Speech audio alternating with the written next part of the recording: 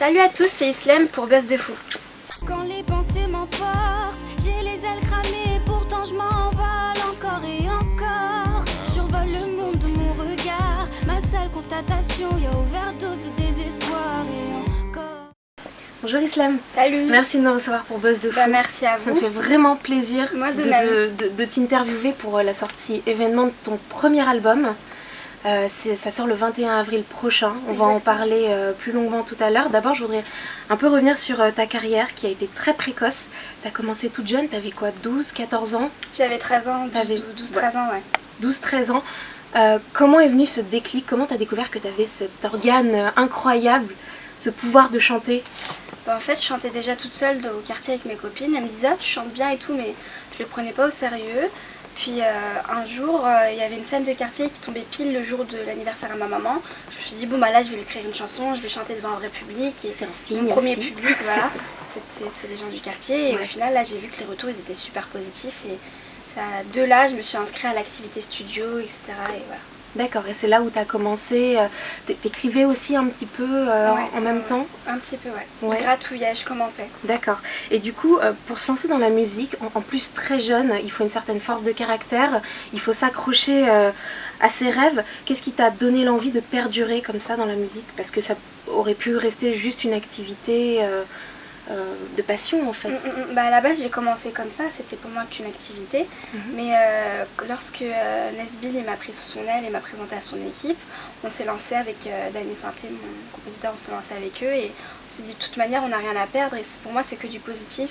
Je rentre dans le milieu, j'apprends de nouvelles choses. Je voyais pas en fait pourquoi j'arrêterais. J'ai commencé comme une passion et puis même si demain disons que je suis plus sous les projecteurs, je continuerai quand même dans mon coin. Oui, on précise que comme tu es en terminale ES, tu as 19 ans. J'ai l'impression que tu as encore 14 ans et que le duo de Nesbill vient de sortir. C'est fou. Maintenant, tu as 19 ans, tu es en ES, tu continues tes études. C'était important pour toi de ne pas lâcher l'école malgré ton succès?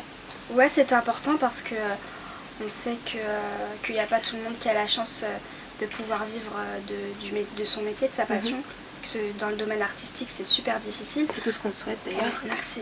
Mais ouais, du coup je préfère garder un pied dans la musique et puis un pied sur terre avec tout le monde, la même base que tout le monde, quoi. Et après ce bac, est-ce que tu comptes faire des études supérieures ou alors juste te consacrer à ta musique?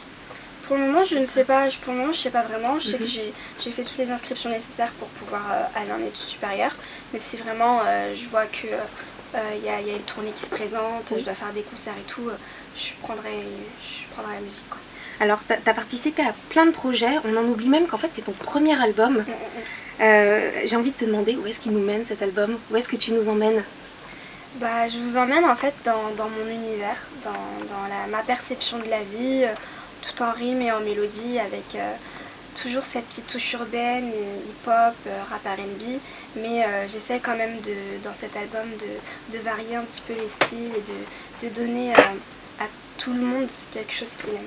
Où est-ce que tu as puisé tes inspirations pour, parce qu'on précise, t'écris tes textes, où est-ce que tu as été chercher l'inspiration? J'ai cherché l'inspiration déjà chez moi, dans ma vie, mon entourage, mes proches, puis aussi de tout ce qui m'entoure, de ce que je vois à la télé, de ce qui vraiment me touche et m'envahit. Ça peut jouer sur mon écriture et me faire écrire une chanson tout simplement. Et tout à l'heure tu parlais de Dany Sainté, c'est ton compositeur, il a participé à cet album bien évidemment.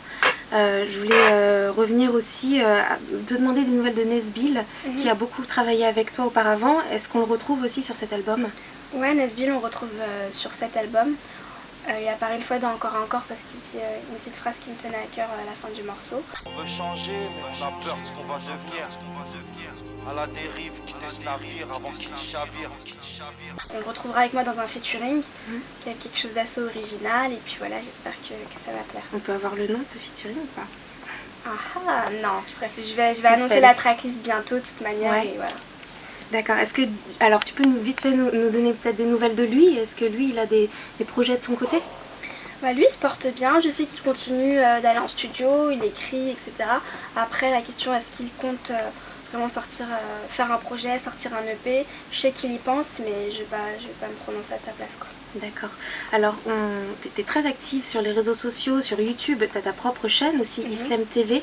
Et d'ailleurs, ce qui est très intéressant sur cette chaîne pour lancer un peu ton album, c'est les versions acoustiques de certains morceaux, avec Dany Synthé au piano. D'où est venue cette idée de nous donner une autre version de tes musiques? Je me suis dit que vous me connaissiez, disons, avec le temps. Je dois soigner tellement de douleurs, effacer tant de rancœur.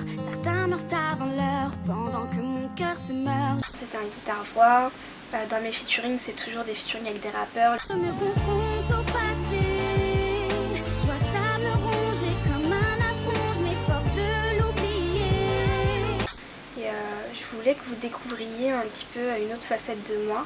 J'aime beaucoup le piano, je me sens à l'aise dessus, donc je me suis dit, bon, sortir le truc un petit peu, la version de l'album, on va les laisser languir un peu, mais leur offrir quand même une petite part du gâteau et laisser découvrir cette chanson avec les mêmes accords, la même mélodie, les mêmes paroles, mais avec une instru différente tout simplement. Et alors là, on découvre ta voix juste exceptionnelle. Il n'y a pas de triche parce que c'est juste un piano en fond. C'est un live.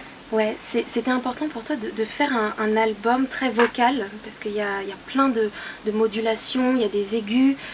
On découvre vraiment toute l'ampleur de ta voix. C'était important pour toi de faire ça? C'était important, je pense que c'était surtout naturel en fait. Ouais. Quand je fais un morceau, j'essaye de vraiment l'exploiter jusqu'au bout. Si je peux ajouter des armots, j'en ajoute. Si c'est pas nécessaire, c'est mieux sans. Je le laisse sans, tu vois, c'est vraiment naturel. Je fais les choses au feeling. Dans le clip, encore et encore, on te compare à Wallen, ce qui est, j'imagine, un compliment assez incroyable. Je voulais savoir justement ce que tu pensais de cette comparaison. C'est plutôt flatteur. Après, Wallen, c'est quelqu'un que j'ai beaucoup écouté quand j'étais plus jeune et que j'écoute toujours aujourd'hui. Mais ouais, c'est une de mes influences R&B, clairement. Oui. C'est flatteur. Pour autant, c'est ta personnalité qui est dans l'album. Voilà. Merci infiniment de nous avoir fait découvrir ton album. J'aimerais du coup savoir si éventuellement il y avait des scènes qui allaient se préparer. Tu parlais tout à l'heure d'une éventuelle tournée. Est-ce que tu en sais plus ou pas pour le moment? Pour le moment, j'en sais pas plus, mais j'espère, pourquoi pas. En attendant, vous pouvez me retrouver le 27 avril pour l'événement le Human Steel Tour. Je ferai partie du jury pour la catégorie chant, c'est un concours. Et à cette occasion, je vais interpréter peut-être 3-4 morceaux de l'album en live. Et est-ce que sur YouTube, on va retrouver d'autres clips d'ici la sortie de ton album le 21 avril? C'est prévu, D'autres sessions acoustiques aussi? Les sessions acoustiques, je ne pense pas, mais d'autres clips. Des clips. Ça marche. Merci infiniment, Islam. Merci à vous.